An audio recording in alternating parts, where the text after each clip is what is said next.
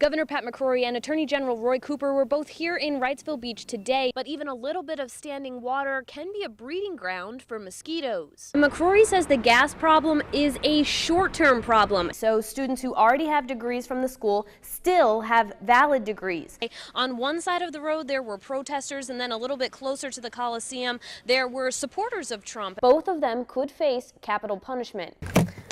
According to certified consulting and research meteorologist Jan Null, the temperature inside a car can rise up to 29 degrees above the temperature outside within just 20 minutes. This new all-inclusive playground is fun for everyone, but this year it's nothing but sunshine and blue skies.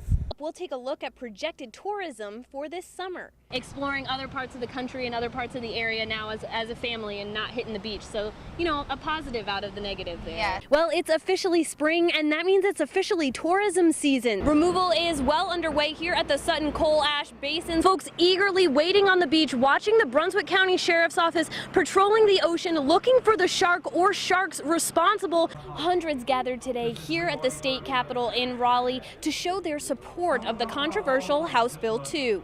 This is not a matter of discriminating against gays or transsexuals. This is about protecting innocent women, children from sexual predators. Religious leaders, community leaders, and citizens gathered by the hundreds in front of the Capitol building in Raleigh Monday afternoon to show support of Governor Pat McCrory and House Bill 2. And we support him, and we're not to back down, not to let people bully him. We've been bullied long enough as Christians. Some at today's rally say Charlotte's attempt to pass a bathroom bill was unnecessary and made House Bill 2 necessary. Transgendered individuals have been using the restroom facilities of their preferred gender for decades and decades, and it's never hurt anybody, and nobody's ever said anything. Then they come out with this crazy law that it's just an invitation to sexual predators to take advantage of the situation. Several of the speakers today say this bill protects everyone, including members of the LGBT community. But a counter-protest across the street says that is just not true. I don't believe that for a second. It's pretty much just trying to sugarcoat the bill. Opponents say this bill is highly discriminatory, and not only against members of the LGBT community, but other minority groups, including women and veterans. In Raleigh, Taylor Yakowenko, WWAY News Channel 3. Sergeant Albert E. Higley of the 22nd New York Volunteers and the 16th New York Heavy Artillery left his home to fight for the Union cause in the Civil War.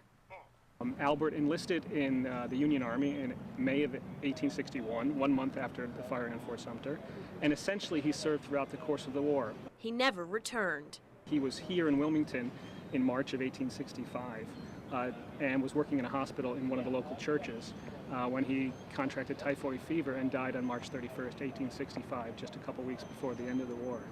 But today, Higley's family was able to honor him for the first time in 150 years, thanking him for his service and celebrating his life. It's funny to have lived most of my life kind of knowing this person that you could never get to know face to face.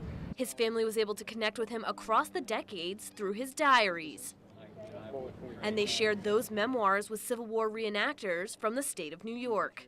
You know, seeing how they lived and seeing how, their uniforms and accoutrements and the hardships that they went to, it brings it out of just reading a history book. Higley's journal entries and letters not only touched his family, but others as well. You know, he's a fellow veteran and he fought for the Union. He's a New Yorker just as much as I'm a New Yorker. I fought in Afghanistan with the New York Army National Guard, and, being here, supporting and honoring a federal soldier who is buried deep in, at what time when he passed was enemy territory. And now finally, Higley received the honors he went without for over a century. Fear is running through the minds of folks here at Tidewater Townhomes as reports of clowns lurking in the woods you see behind me here have folks afraid to stay out after sundown and children afraid of sleeping in their own beds. Red hair and white makeup on. For days now, neighbors have seen something lurking in the woods behind their homes. They just kept standing there staring at us. 16-year-old Calvin Allen says he and his friends saw a clown in the woods earlier this week. And we kept screaming out, like, who was that? And they wouldn't say nothing. They just stared at us and looking at us and all that. So it's kind of creepy. And it's that creepy image that has residents on edge. And I'm also scared to see beside my window because you never know if they might have a lighter or come and look out your window and stuff while I'm asleep. So. And many staying indoors. Any other time, it'd be flooded with kids. But now, lately, the kids are terrified. And for those that think this is a hoax, one woman who was too afraid to go on camera says they have found candies and clown footprints in the woods. Neighbors say they're hoping the clown problem can be solved quickly before the situation becomes any more serious. In Wilmington, Taylor Yakowenko, WWAY News Channel 3.